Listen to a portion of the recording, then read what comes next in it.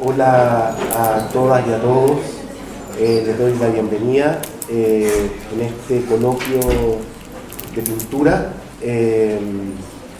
Quería partir agradeciendo a Francisco Sanfuente, a nuestro director, que nos motivó, nos invitó a hacer este coloquio, y a todos aquellos que se han sumado invitados a hacer alguna presentación. El asunto como que envuelve todo este coloquio tiene que ver con la pintura contemporánea, y algo que tiene mucho que ver con lo que hacemos aquí en la universidad, con la enseñanza de la pintura. Hoy tenemos el siguiente programa. Vamos a empezar viendo un video que mandó Gonzalo Díaz, que en este momento está enfermo, no pudo venir, pero mandó un video.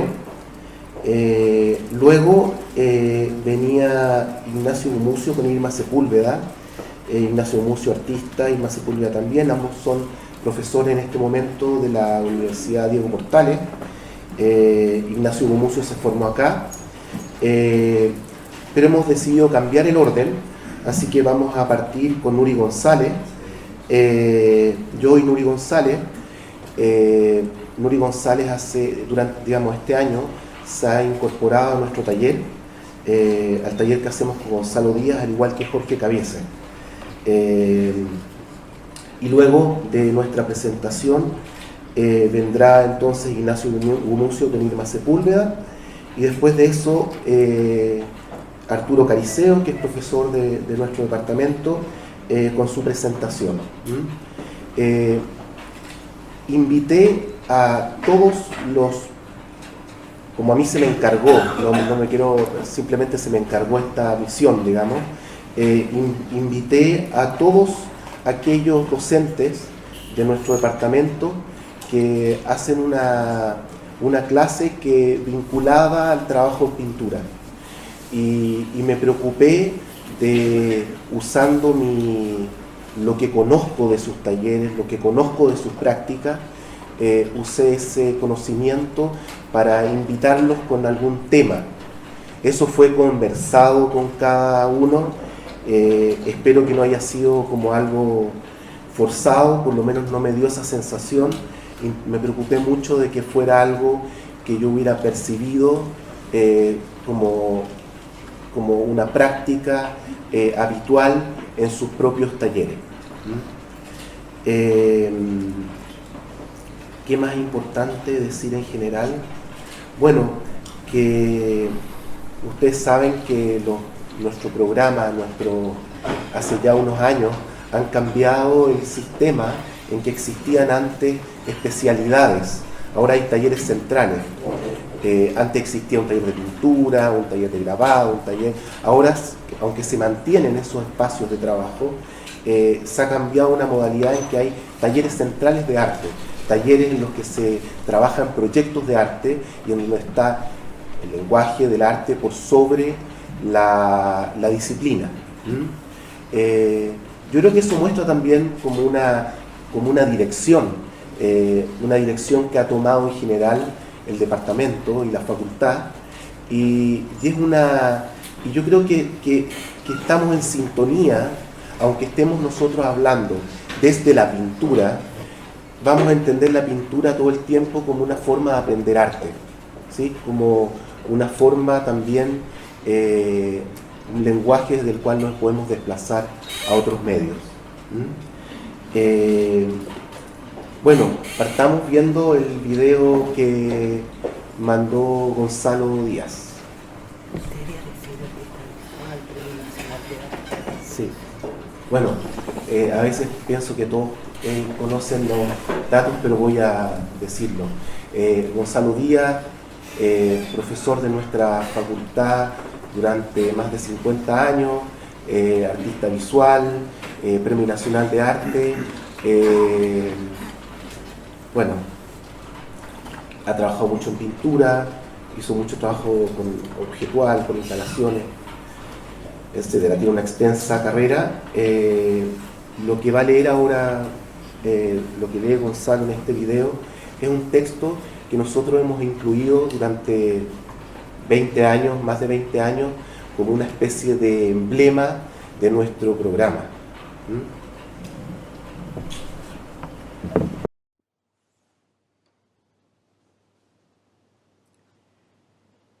Por lo que se refiere al estudio de la pintura, unos prefieren la complejidad, otros prefieren la simplicidad.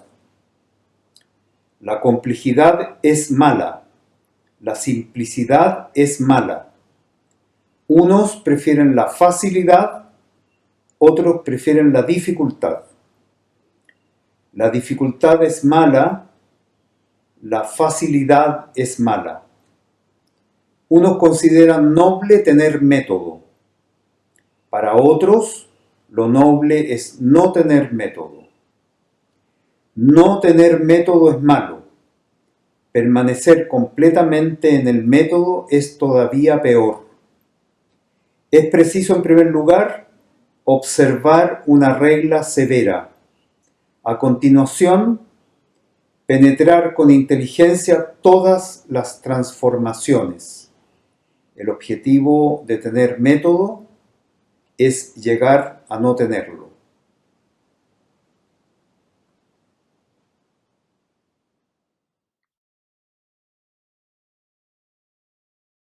No, ya, parece que la cosa es a mano.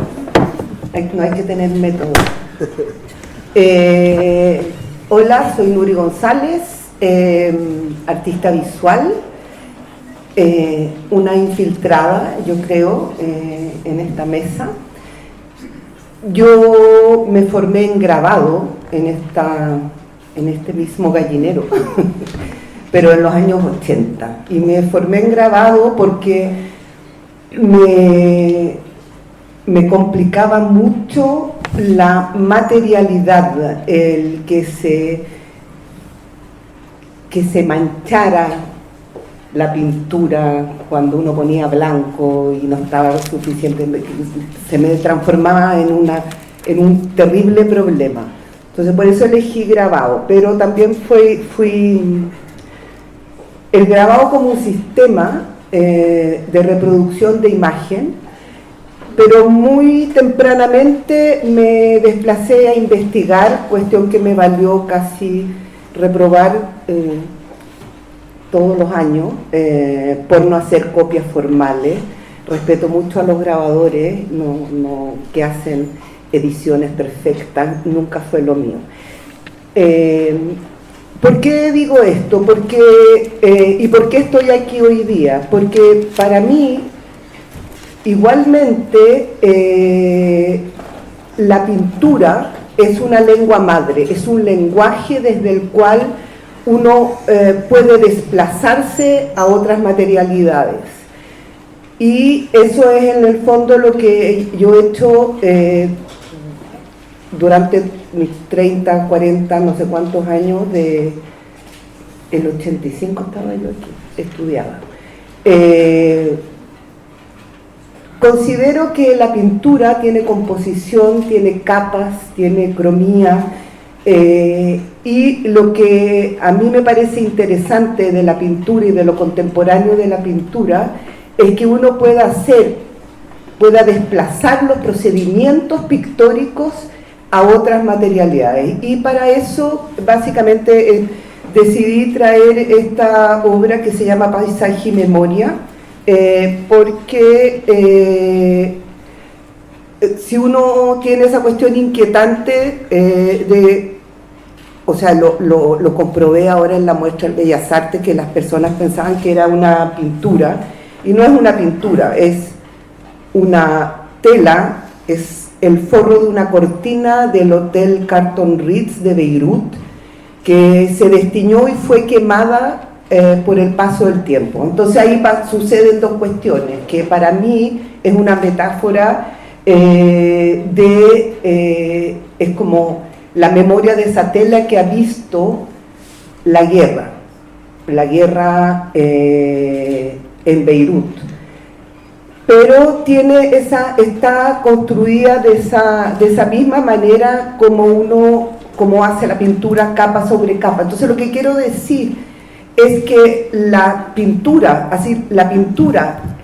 el dibujo y el grabado para mí son matrices de las cuales uno se puede desplazar para construir obras.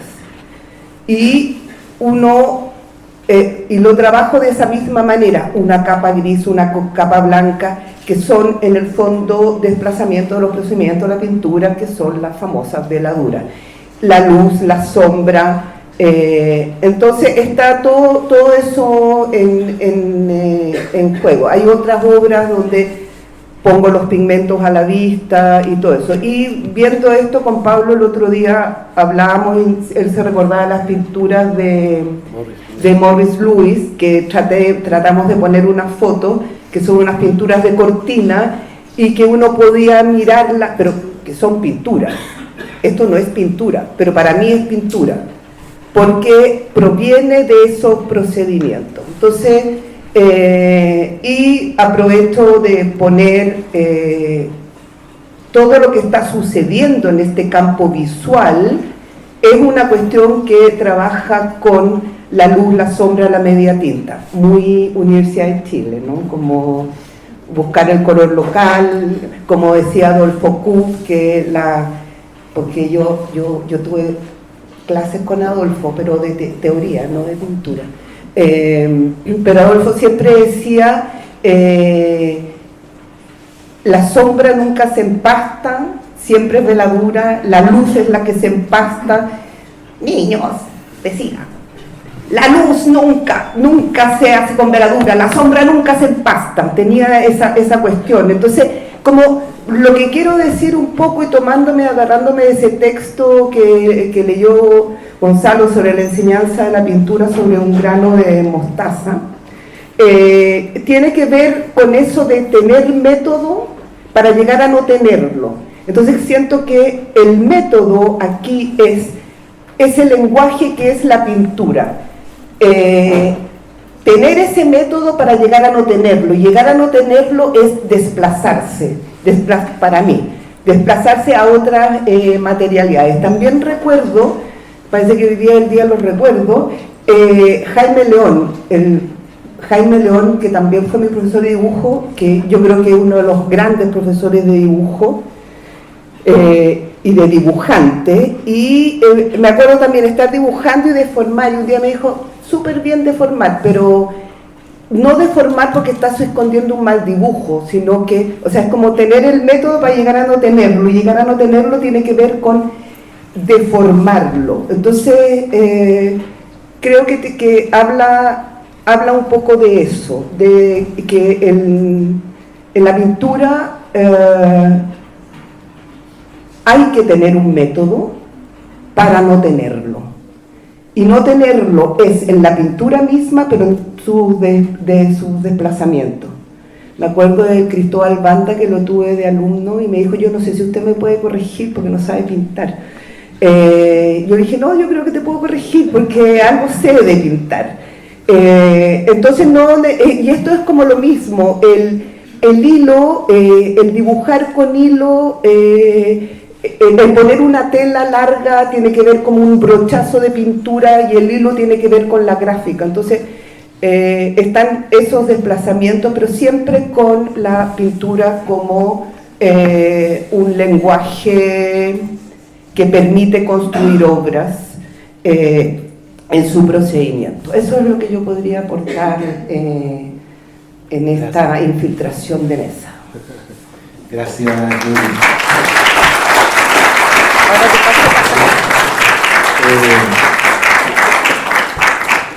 Bueno, como todos esos textos tan sabios orientales, ese texto que lee Gonzalo es un texto como que está lleno de, o sea, no podría estar mucho tiempo dándole vuelta.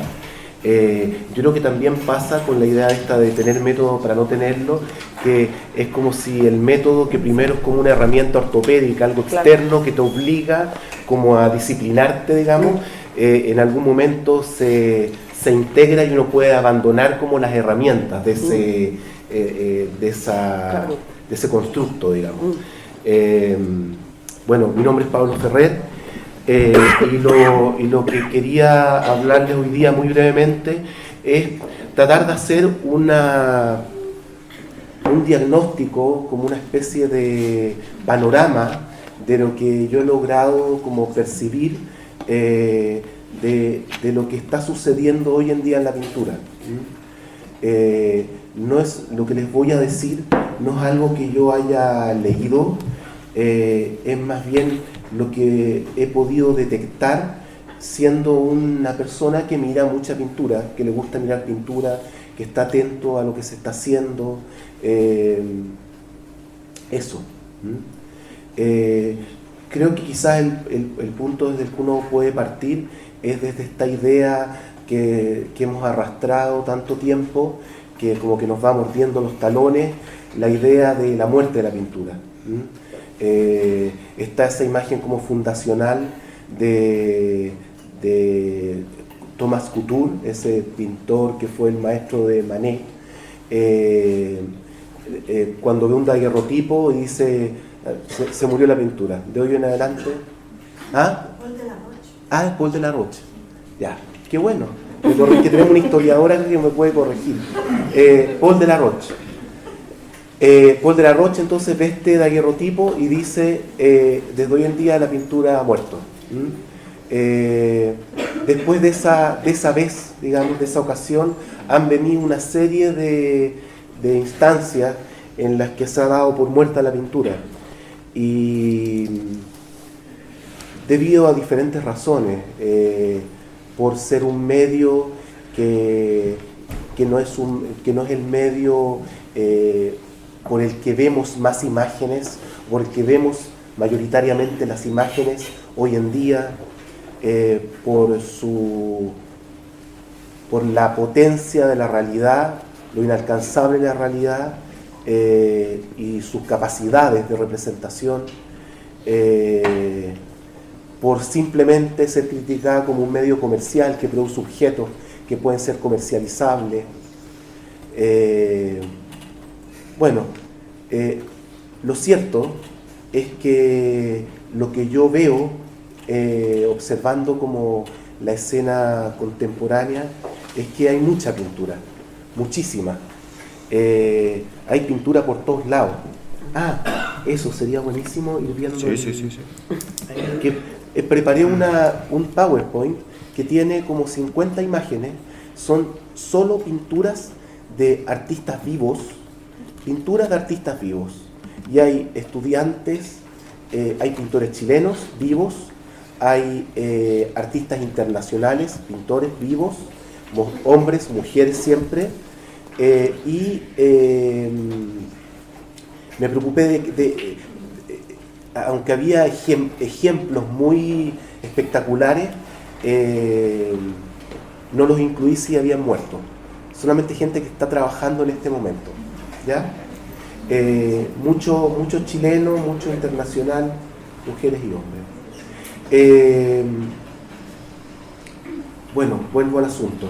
El asunto es que yo veo como una vida, una vitalidad, uno podría decir, que hay mucha pintura, que uno puede verla en las bienales, en las exposiciones, en los museos, y para mí eso es como muy extraño, porque me tocó formarme en un momento en que pintar era raro, y por lo menos yo sentía que para pintar había que tener argumentos muy fuertes para poder defender ese trabajo en el contexto en que me formé. Claramente esa escena ha ido cambiando. Ahora, ¿por qué hay tanta pintura? ¿Por qué todo el mundo pinta? No tengo la respuesta. Hay algunas cosas que se me ocurren. Por un lado, la inmediatez. Hay una relación con el cuerpo, con la pintura muy directa. Uno puede tomar algo y pintar encima, depositar una sustancia. Tiene una inmediatez. Y también tiene una urgencia. Y pienso que en un mundo como en el que nos están avisando todo el tiempo que todo se va a acabar en cualquier minuto, puede ser que sea un medio que permite responder a esa urgencia. No lo tengo claro, realmente, no lo sé.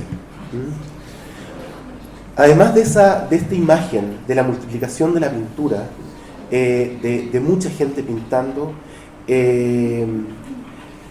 hay otra cuestión muy notable, que es la multiplicación de formas de pintura. O sea, hay pintores figurativos, abstractos, más ilustrativos, pop, todo simultáneamente. Si en algún momento en la historia hubo un movimiento dominante y reductos, ahora pareciera que cada grupo, cada elección tiene su propio contexto y se multiplican y hay miles de contextos diversos. Solo constato esa realidad. No sé realmente si celebrarla o rechazarla. Uno podría echar de menos como una especie de modelo fuerte, dominante, al que uno podría oponerse, o al revés, al que poder sumarse. En el momento en que están todos en paralelo y cada uno funciona.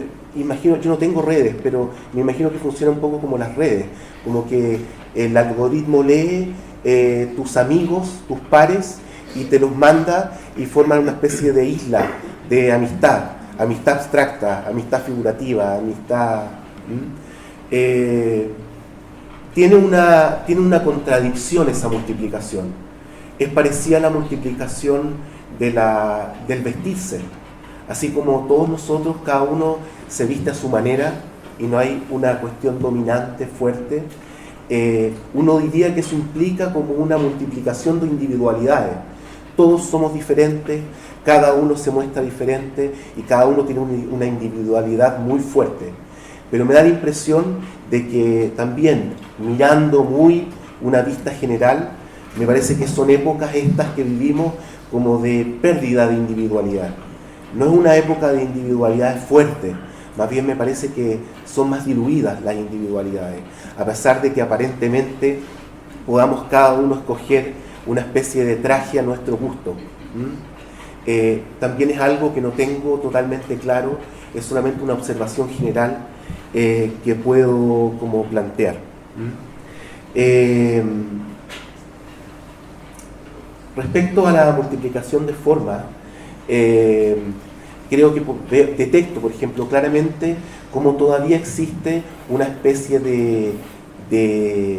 un puntapié inicial, digamos, que ha generado como una energía, una inercia que hace que haya búsquedas en torno al expresionismo abstracto, por ejemplo, a la autonomía del lenguaje, a la materialidad, esa línea.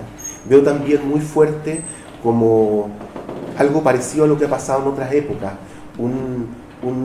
en medio de toda esta especie como de avalancha de formas, como un deseo de encontrar algo genuino. Y veo en ese intento de buscar algo genuino, algo parecido a lo que pasaba a Gauguin cuando viajaba a Tahití, o a Picasso cuando iba a buscar una escultura africana para usar de modelo. Y veo ese deseo como de algo genuino, auténtico, en cierta vertiente como más naif, pero al mismo tiempo muy social, vinculada a ciertos grupos sociales. Por supuesto que hay mucha pintura también, muy política, que de alguna forma pone una identidad de grupo, de generación, de género, como asunto principal. Pero así también existen pintores realistas que vuelven a la observación. Yo diría que lo más curioso es esta multiplicación, la convivencia de todas estas formas y la disolución que eso significa. Tiene una parte maravillosa que es como que todos podemos trabajar y construir esa especie de identidad, pero al mismo tiempo, claro, no existe un gran modelo. Estaba pensando en la época del expresionismo abstracto o del pop, y que existía un reducto que se llamaba Morandi, que estaba pintando en Italia como en esta especie de resistencia o diferente. Ahora, como todo es diferente, todo es igual también. Bueno, son cuestiones que yo creo que es interesante pensar.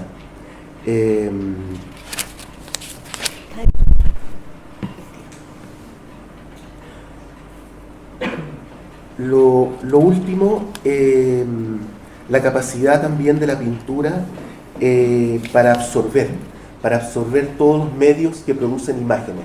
Creo que también esa es otra cosa que puedo observar, cómo la pintura se apropia de la pantalla, se apropia del cine, se apropia de los encuadres, digamos, tiene esa capacidad voraz como de tragarse todo. Por último, solamente una como intuición que tengo respecto como de las posibilidades de la pintura. Creo que así como se siente hace rato, por lo menos para mí, hace unos 10 o 20, tal vez unos 10 o 20 años, que no hay una fuerte novedad en la pintura que va apareciendo. Eso también es un fenómeno muy fuerte. Como que mi última novedad fuerte fue Kiefer, fue Ludwig Twymans, fue como modelos que uno decía, wow, esto es nuevo. Me parece que hace un tiempo que no aparece ese nivel de novedad que para las vanguardias era algo que llegaba casi todos los días. Pero después de esta exploración brutal de las vanguardias, de todas estas investigaciones y expansiones, me parece que hoy en día las novedades son más microscópicas, son más pequeñas. Tal vez no somos capaces tampoco de percibirlas en la actualidad y tal vez las veremos en unos años, lo que está ocurriendo ahora. Pero eso no le quita la calidad al trabajo que se está haciendo. Hay trabajo de mucha calidad, pero no necesariamente tanta novedad. Se retoman cosas del pasado, se vuelve a ellas. Y los movimientos son pequeños. Yo creo que cualquier movimiento, el más pequeño que sea, es gigante en el contexto en el que estamos. Por último, creo que las posibilidades de la pintura también están en relación a la práctica de la pintura. Digo práctica para ponerlo en contraste con el cálculo y el pensamiento y el proyecto. O sea, la idea del ejercicio de la pintura frente al hacer un proyecto de pintura. El ejercicio de la pintura y el olvido por un momento de la maquinaria crítica, ¿cierto? Que sobre todo como universitarios tenemos en la cabeza, el olvido de esa maquinaria crítica por un momento, mientras estamos en el trabajo, puede permitir que aparezcan nuevas cosas. Me parece que por ese lado está más esto que por la sistematización, por la conceptualización, sino que tiene que ver con una práctica material. Eso. Muchas gracias.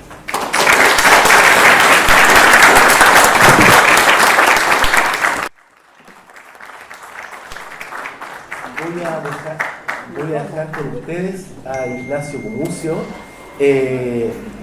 artista, Irma Sepúlveda, artista, Ignacio Gumucio, formado aquí en la universidad, Irma Sepúlveda en la Universidad Diego Portales, ambos profesores de la Universidad Diego Portales. Gracias. Esto pasa, se caía, ¿no? No, esa cuestión no sirve. ¿Ah? Sí, no, ya. Yo lo digo. Sí. ¿Cómo quieren partir? ¿Con el video? Yo voy a leer. Ya, acá tengo el texto. Y el video está acá, Irma. Ya. ¿Abrirlo nomás? Sí, ya. Yo le pongo play. Me siento acá, me siento tú acá. Sí, siento que es como... Digo.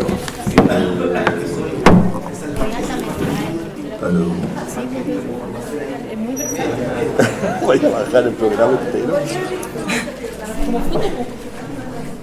Como saldo de seso. Ahí está, ya. Perfecto. Ya. Después achicaya. Está la carpeta abierta con el video de... ¿Ya? Ya. Perfecto. Ya sabes, ya está todo sonando. Hola. Hola. Hola. Buenos días, muchas gracias por la invitación. Voy a leer una presentación. Nuestra presentación se llama No hay ideas salvo en las cosas, que es un título que con Irma nos parecía que a los dos nos representaba, pero nunca nos pusimos de acuerdo en qué quería decir. A lo mejor lo que nos representa es justamente lo poco preciso que es la instrucción. Voy a leer este texto y luego Irma va a hacer una presentación con imágenes. Eso. Leo más o menos nomás, así que tengan paciencia, porque no hay ideas salvo en las cosas. Esta frase la escribió Carlos Williams en el poema Patterson. No sé si su sentido es exactamente el que le voy a dar, pero al decir esas palabras me consuelo de la falta de ideas definitivas, claras y abstractas cuando me son pedidas. Cada postulación, programa académico opuesta en papel de lo que voy a hacer me recuerda que tengo que mentir, que tengo que disfrazar ideas chuecas, gordas, pesadas, en ideas etéreas, astutas. Que si quisiera ser honesto en un formulario de postulación debería contestar así. Descripción: quiero pintar mejor de lo que hacía antes, hacer cosas que no puedo imaginar ni entender ahora, y si no lo logro, al menos me gustaría entender e imaginar por qué no lo logro. Fundamentación: los cuadros los voy a pintar de todas maneras. Me gustaría más hacerlos con su patrocinio para sentirme más acompañado y querido. Objetivo: que no se me olvide lo que digo que tengo que hacer. Impacto: un enorme paso para mí, un pequeño paso para la humanidad. Cronograma: tal vez muy fuerte al comienzo, luego paralizado y tal vez no. Presupuesto: imprescindible e innecesario a la vez. Lo mío no es solo tontería, arrogancia o capricho, es mala voluntad. La mala voluntad que propongo creo que no es únicamente mía, sino que es generalizada en los pintores. Esta resistencia no está dirigida a los formularios, que son como son por razones muy lógicas. Es en contra del proyecto. El proyecto es una formulación que pareciera dominar hoy todas las actividades creativas. La carreta y los bueyes. Los proyectos funcionan así. Se parte de una idea que es representada en general como una ampolleta que se enciende. Luego se establecen maneras de hacer realidad esa idea. Se materializa y finalmente se evalúan los resultados que en lo posible son parecidos a la idea propuesta. De esta cadena debemos establecer el siguiente axioma: una idea buena, bien realizada, dará un buen resultado. Una idea buena, mal realizada, dará un mal resultado. Finalmente, una mala idea, bien o mal realizada, solo puede resultar en algo malo. Mi experiencia en el taller es que existe un mundo donde no pasa esto. Un lugar donde una mala idea puede transformarse en algo bueno, donde los órdenes están cambiados, donde el punto de partida puede ser la evaluación y el último puede ser el objetivo, donde un material o una herramienta es anterior a un programa, donde los bueyes y las carretas juegan al pillarse en completo desorden. Gilles Deleuze proponía las etapas de la pintura de un cuadro como primero la lucha contra un cliché, luego un diagrama que limpia el cliché y posteriormente un hecho pictórico. Esto creo que sí ocurre, pero ocurre a repetición, como en un motor encabritado. El que busca encuentra, pero solo encuentra lo que busca. Me acerco para pintar, me alejo para ver. Si pinto, no veo lo que pinto. Si pinto, no veo. Si veo, no pinto. Alejado del cuadro, anticipo lo que debo hacer luego a ciega. Este anticipo es fecundo en la pintura al óleo solo si no es del todo acertado. Cuando se equivoca, algo de la imposibilidad de ver y hacer al mismo tiempo se manifiesta en el cuadro. Pasa parecido, creo, con los temas. Bacon decía, el tema es siempre el mismo, el cambio está en la imaginación técnica. La imaginación técnica puede dar vuelta al tema, es el sistema nervioso personal. No me considero una persona muy inteligente y los talleres de arte me hicieron ser inteligente alguna vez por ese desorden. Yo que no sé qué es lo que quiero decir, en algunos cuadros he dicho cosas, sin poder decir qué es lo que buscaba. En cambio, los proyectos proyectan otros proyectos que proyectan un proyecto futuro y así redma de papeles sobre lo que es interesante. Lo interesante, la semilla, la base, la garantía de los proyectos por venir. Me interesa, primera palabra dicha en una sala de universidad. El interés, que en la acepción de las finanzas es algo como comprar barato para vender caro, y que al final es exactamente lo mismo en el mundo académico. Ideas disponibles, rentabilizadas mediante la aplicación del sistema del proyecto. Cuando un artista recita, un artista o un estudiante podría ser, recita estos son mis intereses, me suena igual a la declaración de patrimonio de un emprendedor pidiendo crédito en un banco. La hegemonía de los proyectos excluye ideas y también personas que en principio no son buenas, que serían de base incorregible y de los que solo podemos esperar por anticipado un desastre. El largo camino acosa. Otra característica que descalza la pintura de los proyectos es su modo de argumentar por negatividad, la manía de contestar por qué no a los por qué, contestar sobre quién eres por lo que no eres. La pintura es tal vez el análisis exhaustivo de lo que no somos, de lo que está fuera de nosotros. El hecho de que sea exhaustiva y detallada en extremo, por un rebote que no me puedo explicar, redunda en que de alguna manera presente lo que el pintor es. Morandi, cuando pinta estos vasos, no está diciendo Morandi es un vaso, sino lo que él está, lo que está diciendo es este no soy yo, entonces lo puedo pintar. Como haciendo una lista de todo lo que él no es.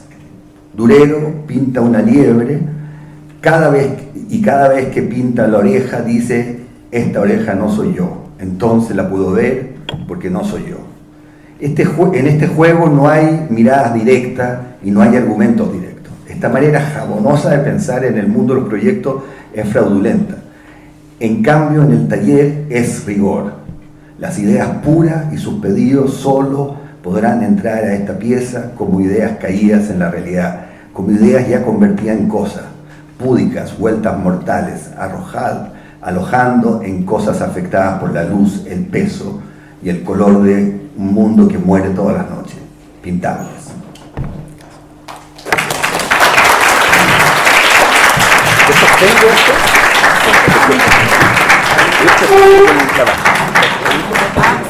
Si lo agarro nomás. ¿Cómo queda? Ya, y aquí. Ah, no, ahí sí. Ese doble clic. Qué bueno, lo tecnológico que salí. Hola, buenos días. Quería dar las gracias por la invitación a hablar de esto que no nos pusimos tan de acuerdo, pero que creo que va a funcionar súper bien. ¿Lo dejo corriendo? Sí, déjalo, Sí. ponlo play nomás. ¿No tiene audio? No tiene audio. Libreta de notas, lo que se ve y lo que se piensa. Voy a hablar desde mi experiencia en la pintura, centrándome en los procesos. No me interesa tanto una teoría cerrada, sino compartir cómo trabajo, qué decisiones tomo en el taller, qué cosas me movilizan. Para mí, pintar no se puede separar de vivir. Quiero comenzar con una idea que me acompaña hace tiempo. No hay línea divisoria entre lo que pensamos, lo que hacemos y lo que vivimos. En mi caso, no hay una línea entre la pintura y la vida. Están ligadas. Y tratar de separarlas sería como intentar cortar el humo. Podría pensar que la pintura es un trabajo, algo que uno hace y luego apaga, como quien marca una tarjeta, pero al menos en mi experiencia no funciona así. Pintar no se rige estrictamente por la lógica, por la razón o por el dinero, y cuando intentamos forzarlo en ese marco, lo creativo se vuelve más precario, porque el arte, por más que tenga una dimensión profesional, no se puede reducir a una práctica con reglas fijas. Hay un vínculo profundo entre el pensamiento y el hacer, entre la cabeza y el taller. El proceso empieza siempre con una necesidad de hacer. No arranco con una imagen clara o un proyecto del todo definido. A veces es algo que vi, algo que quedó resonando. Puede ser un lugar, una situación mínima, un objeto aislado. No busco representar eso literalmente, sino que me sirve como disparador. Lo importante es que haya algo que me active, que justifique el empezar. Yo no entiendo del todo lo que hago cuando pinto, pero al hacerlo puedo pensar, y al pensar puedo volver a hacer. Es un circuito. A veces parto de un recuerdo, una imagen, algo que vi o imaginé. La pintura se convierte así en una forma de pensar con las manos. Una cascada que cae, pero cómo va a caer no es lo que sabemos. No es la forma precisa. No hay necesidad de tener ningún momento de iluminación. Como pintora se siente como ser un medium donde pasa la información que es bajada de algún lugar, pero no hay ninguna epifanía en este hecho. Lo que hago un día puede desaparecer al siguiente, pero eso también forma parte del proceso. Mirar, volver a mirar, tomar distancia, observar y dejar ver. Y dejar de ver. Y aunque haya métodos o fórmulas, cada vez que pintamos el resultado es distinto. Por eso la prueba y el error no son fallas, son parte esencial del proceso. El error, en lugar de ser algo que evitamos, se vuelve una constante. No porque queramos equivocarnos, sino porque el ensayo forma parte del entendimiento. El taller es el espacio central para esto. Es el lugar donde ensayo y fallo, probar sin pensar tanto en el resultado. Voy y vuelvo pensando y haciendo. El taller, ya sea un aula, un espacio compartido, un espacio en solitario, o sea un taller móvil o no haya, es el lugar donde ese ensayo sucede. Es donde uno comparte, observa, se contradice, se pierde y se encuentra. Y al final, en ese hacer también hay pensamiento. Pintar es un ejercicio físico, pero también es una red donde se conectan aspectos emocionales, sensoriales y hasta inconscientes. El cuerpo guarda memoria, tiene inteligencia, y en la pintura todo eso aparece. Lo que sentimos, lo que asociamos, lo que arrastramos desde otras experiencias. Hay un momento en el que algo se acomoda, algo hace clic y ahí paro. Pero también podría haber seguido. Esa decisión también es parte del proceso, saber cuándo frenar. Y eso me lleva a pensar que en realidad la pintura no se termina, sino que se detiene. Y eso también es importante, lo que uno hace nunca se entiende solo desde uno. A veces aparece una línea, un color, un objeto y de pronto se conecta con algo que otro hizo antes. Y ahí se forma una vereda, un muro, un barrio simbólico donde uno se siente que no está solo. Solo busca observar, y en ese observar aparece que lo que no se ve a simple vista, lo ausente, lo que cambia de forma, es una forma de estar en este mundo. He aprendido también que no basta con pintar, hay que hablar, escribir, explicar desde distintos lugares, no para simplificar, sino para encontrar otras formas de comunicar. He aprendido mucho escuchando a otros, sin estructuras fijas, sin fines cerrados. Las imágenes no son estáticas, funcionan cuando se deforman, cuando se adaptan, cuando permiten contar algo. Y muchas veces los errores, los imprevistos, son los que mejor funcionan. Me interesa no tanto la pintura como el hecho, sino lo que me lleva a pensar, lo que se arma en ese proceso. En ese tiempo también entendí que no hay que obsesionarse con cerrar una idea. A veces me preguntaba cómo unir todo lo que me interesa, cómo conectar las distintas imágenes o temas. Hoy creo que no hace falta unir todo. Lo importante es seguir trabajando, seguir observando, seguir ensayando. Pintar es una forma de pensar con las manos, de transformar lo que uno ve en algo propio. Y aunque no siempre sepamos bien qué estamos haciendo, ese no saber también es parte del proceso. Porque en ese espacio de incertidumbre es donde aparece lo interesante. Y lo que sé no es siempre lo que pienso.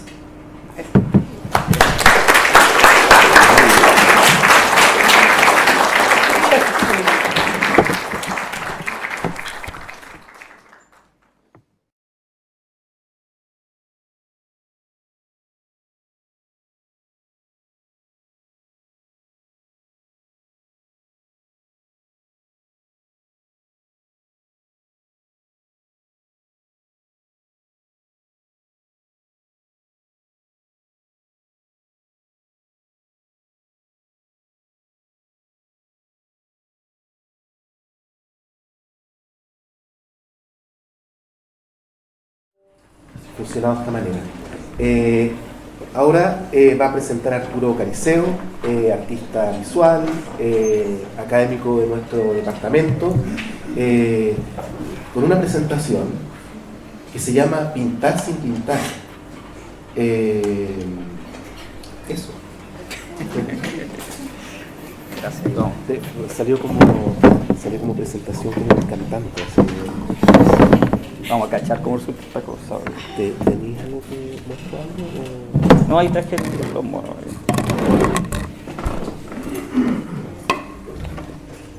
A ver.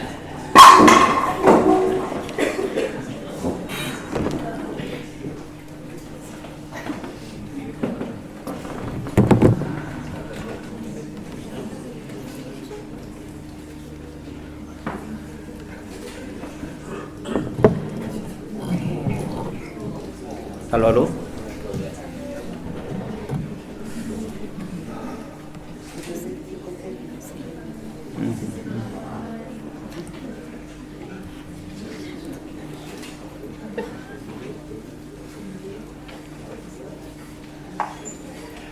Hola, permítame empezar con unas preguntas que me planteó Pablo Ferrer. ¿Cómo se crea una obra invisible? ¿Cómo se pinta sin pinceles? Esa conversación me trajo hoy aquí. Pablo me propuso hablar como pintor y como alguien que está sumergido en la inteligencia artificial. Desde hace 6 años y llevo más de 30 utilizando una computadora como taller. Si miran esta foto de inicio de los años 90, me verán ya inmerso en ese mundo de máquinas. Recuerdo perfectamente la sensación que tuve frente a una computadora la primera vez. De inmediato resonaron las palabras de Leonardo da Vinci, celebrando la comodidad del pintor frente a su cuadro, bien vestido, y moviendo el delicado pincel sin el estrépito del martillo acompañado de música. Esta comodidad, de inmediato reconocí que ahí estaba usando las herramientas digitales como si fuera pintura. Entre esta imagen de mí trabajando con máquinas y estos dibujos que hice en el colegio, en la secundaria, un robot que hice a oscuras en un cine, un escorzo de una sola línea, una grisalla, hay solo unos pocos años. Pero fue en ese proceso de búsqueda temprana, en cada gesto torpe o intuitivo que hice, donde empecé a formular mi propia definición del arte. Pablo también me propuso hablar desde otro lugar, el de alguien formado antes de entrar a la universidad por artistas ligados a las vanguardias del siglo XX. Mis maestros fueron Ramón Vergara Gres y Matilde Pérez. Pintores que partieron de la pintura de Caballete, llevándolo hacia un imaginario tecno andino y también al uso de materiales industriales. Hoy vengo a hablarles desde este cruce, desde lo que Ferrer llama pintar sin pintar. Un concepto que yo prefiero expandir como los desplazamientos de la pintura, desde la electrografía hasta la inteligencia artificial. Pero, ¿qué es una electrografía? Son obras hechas con fotocopias. Aquí tienen un par de obras que hice en los años 80. Debo precisar que el título Pintar sin pintar nunca me fue impuesto. Siempre tuve libertad de cambiarlo, pero no lo hice porque me gustó bastante, suena bastante bien, y porque captura en pocas palabras lo que vengo a compartirles hoy. Pintar es maravilloso, y aprender a pintar también lo es. Como también enseñar a tomar los pinceles, a usar el tiento, tensar la tela, ajustar el caballete, manejar en la paleta la química de los colores, los disolventes y los barnices. Saber leer los modelos orgánicos y geométricos, llevando la realidad de la pintura hacia dimensiones aún más abstractas y más concretas. Me corro ahí. Es fascinante ver cómo las formas revelan su geometría profunda, desde la perspectiva euclidiana que engaña a nuestros ojos, creando la ilusión de profundidad. Estoy súper incómodo acá, oye. No tengo movilidad con la mano, así voy a ver con este lado. Sí. Pasa, yo paso. No, yo lo paso, yo quiero manejar eso. Este micrófono, es un micrófono muy particular. Sí, como que se cae la cuestión. Espérate, vamos a... Bueno. No, por favor. Pero para eso estoy yo. Ahí sí. Ferrer me conoció cuando él tenía 12 años, me contó la otra vez. Ya cuando compartíamos, cuando yo estaba en la promoción de De Chinti, y Gumucio también era compañero de medio curso. Ya, bueno, veamos. Bueno, ¿en qué quedé? Acá está, el tecno andino. Volvamos, ¿cierto? Bueno, pintar es maravilloso y también aprender a pintar también lo es. Como también es importante enseñar a tomar los pinceles, usar el tiento, tensar la tela, ajustar el caballete, manejar la paleta, los químicos, los colores, etc. Saber los modelos orgánicos y geométricos, llevando la realidad de la pintura hacia dimensiones aún más abstractas y más concretas. Ahí quedé. Es fascinante ver cómo las formas revelan su geometría profunda, desde la perspectiva euclidiana, que engaña a nuestros ojos creando una ilusión de profundidad, mediada por tratados de pintura, y la sección áurea, organizando la armonía y proporción que percibimos como belleza. Pasando por la cuadrícula y la cámara oscura, herramientas que no solo atrapan la luz, sino que la organizan y nos permiten dominar la representación. Hasta llegar a la abstracción cesariana, que no simplifica, sino que complejiza la representación al reducirla a sus formas geométricas básicas. Y también es maravilloso descubrir las huellas del artista cuando ya no está, cuando su ausencia se vuelve presencia en manchas, gestos, colores locales, pasajes, carnaduras, cromas imaginados, todo siempre atravesado por lo cultural, lo social y lo personal. Y maravillosa diría también es la sensación del pintor aferrándose o desafiando las nociones fundamentales de la pintura. Las antiguas, las occidentales, las no occidentales, las modernas, las contemporáneas. Dígame si no es una delicia cuando uno se siente un poco rebelde, pintando de una manera no convencional para provocar al gremio. Imaginen lo que sintió el colega pintor que un día reemplazó el muro por la madera, y luego por la tela, y luego por los materiales encontrados. Ese simple gesto marcó un cambio total en la portabilidad y materialidad de la obra, de la pintura. Estar consciente de estos detalles históricos nos marca mucho. Lo mismo cuando el fresco, el mosaico, la encáustica dieron paso al óleo, la acuarela, el pastel, el acrílico y las técnicas de impresión. Cada técnica abre nuevas posibilidades expresivas, estéticas y filosóficas. Y ni hablar cuando el entusiasmo te lleva a pintar con una cámara de fotos, o de cine, o de video, con sonidos grabados, o con la computadora. Y te pones a cortar y pegar, a montar, a editar, igual que con los pinceles y la espátula. Solo que en este presente, la tela ya no es de hilo, ni de emulsión fotoquímica, ahora son píxeles. Y a veces, ni siquiera eso, la tela está hecha de instrucciones matemáticas, vectores invisibles, que solo se vuelven imagen cuando alguien los ve. Y ocurre también, por la razón que sea, que terminas pintando con una instalación o una performance, sin pinceles, pero pintando igual. Ahora, entre tanto entusiasmo, no olvidemos que aprender a pintar nos toma toda la vida. La práctica de la pintura nos enseña a medir el tiempo, y esa conciencia nos enfrenta a nuestra propia finitud, a la sombra constante del olvido.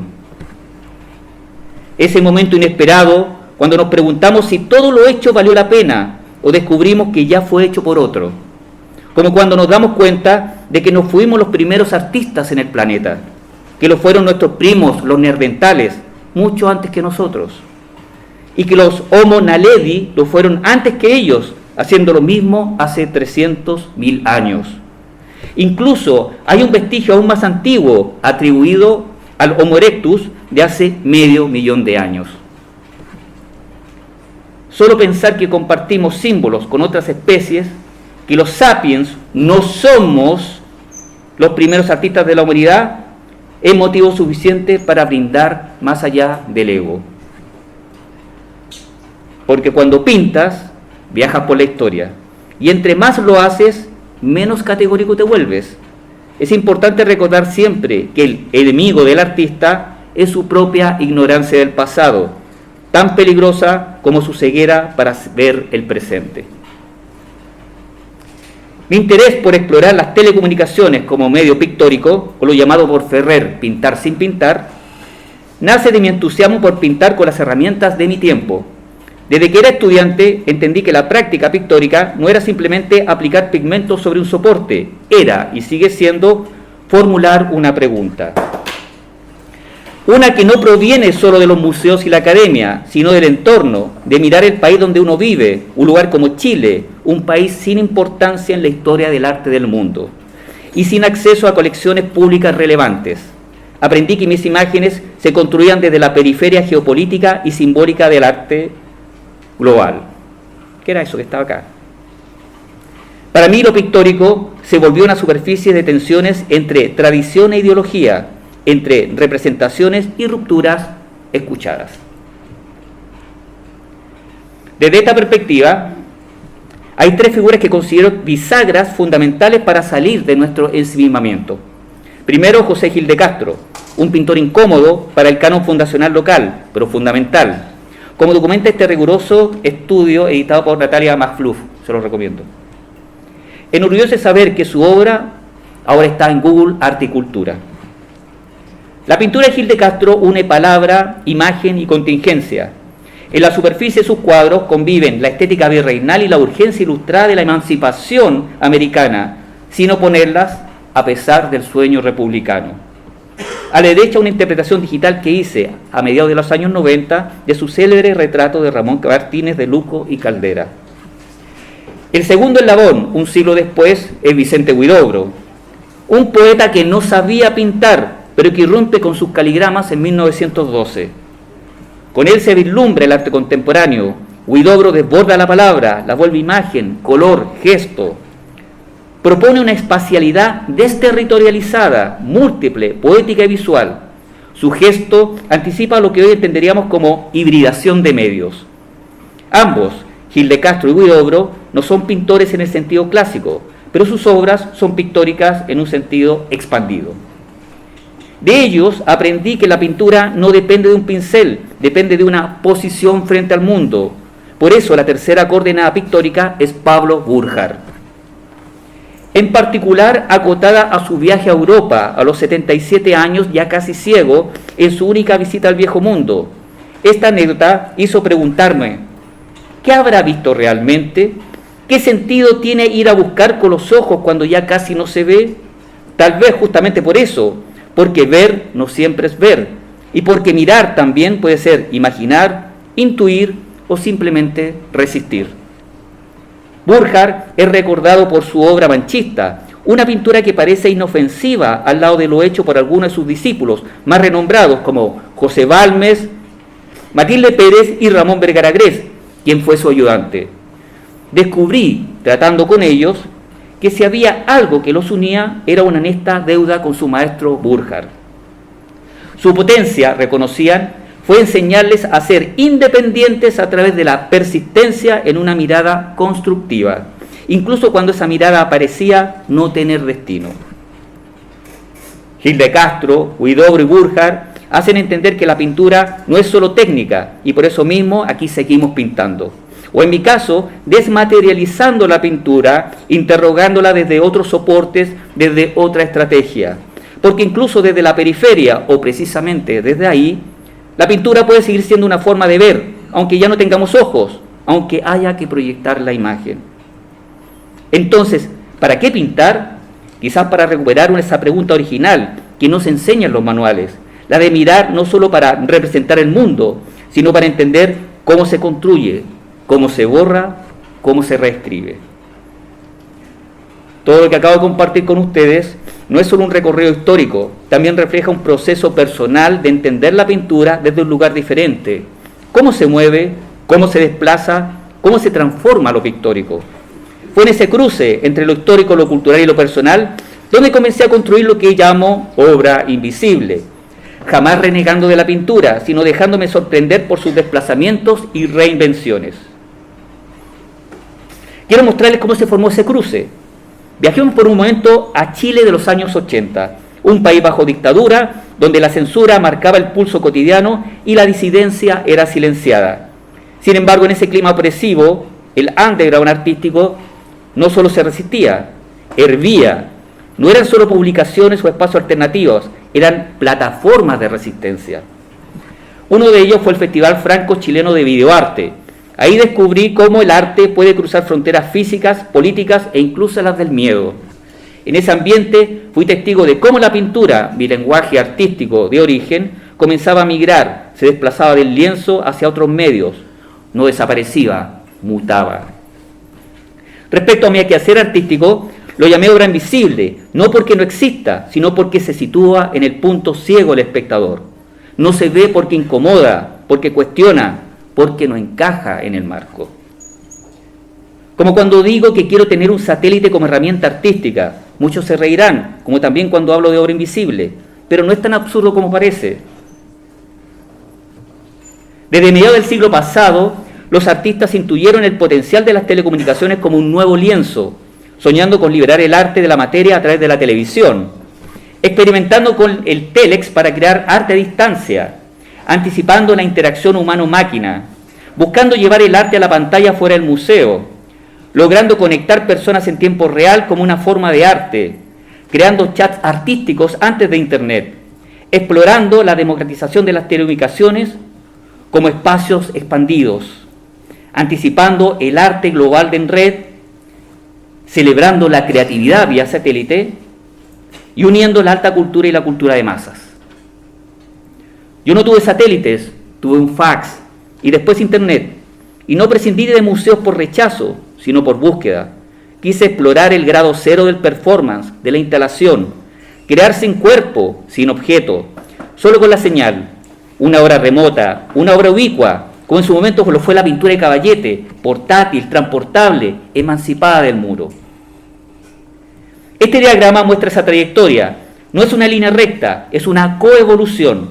Mi fax art no murió cuando llegó a la web, se transformó, y mis tempranas exposiciones presenciales no fueron negadas por lo digital, se hibridaron.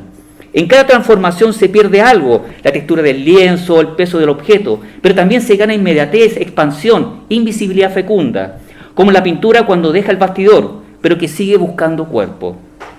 Aquí cartografío la obra invisible como un sistema autopoyético. Se regenera, no está en un punto, sino en las relaciones. Pintar para mí fue el inicio de una pregunta. ¿Dónde ocurre el arte? ¿En el objeto? ¿En el gesto? ¿En la exposición? ¿O tal vez en lo invisible que conecta todas estas cosas?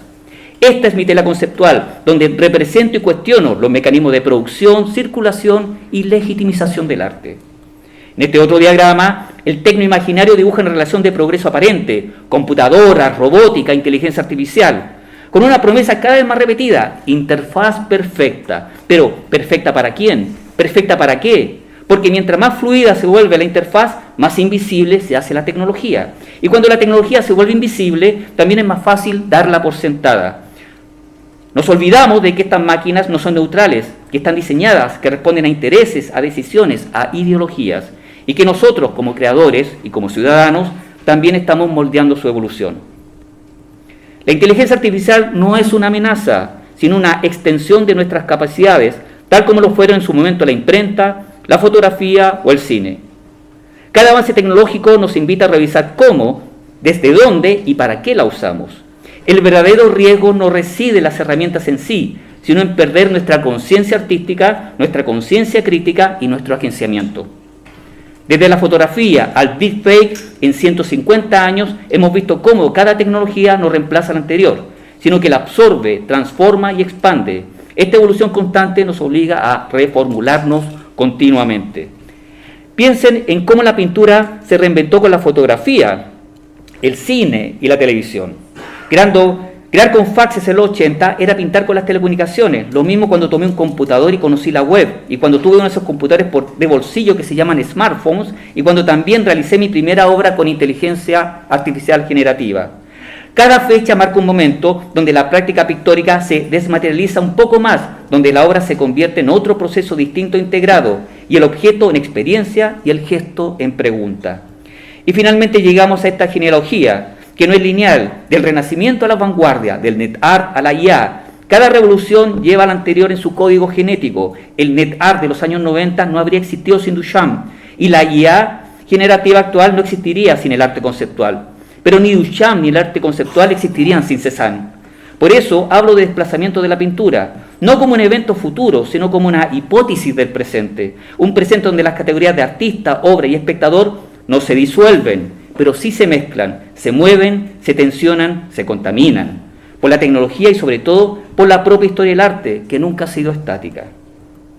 Las interfaces han transformado la forma en que creamos.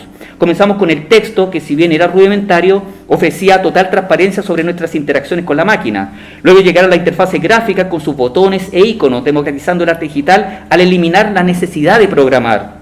Los navegadores expandieron nuestro lienzo al mundo digital, volviendo la creación más intuitiva y accesible. Ahora, la inteligencia artificial lleva esto más lejos. Herramientas como el deepfake nos permiten crear realidades inexistentes. Los prompts generan imágenes a través de textos y los filtros neurales transforman en tiempo real, demostrando cómo las interfaces se han convertido en una extensión de nuestro acto de pintar y crear.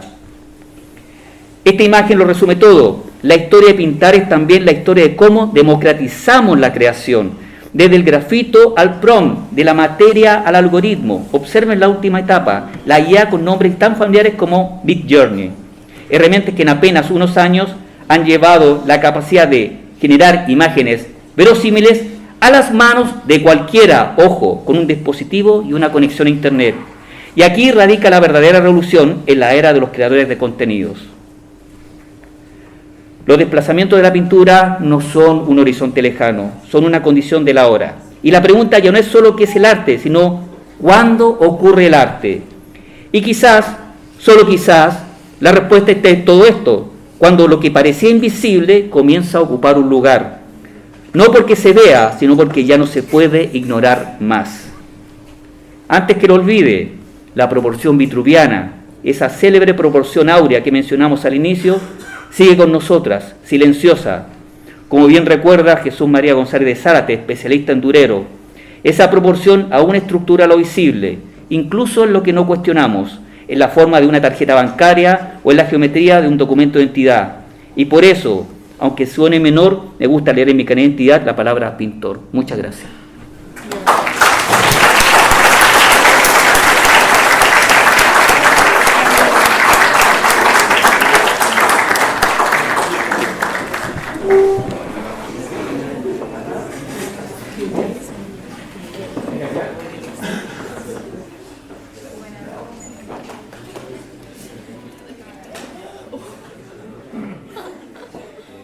Creo que viene la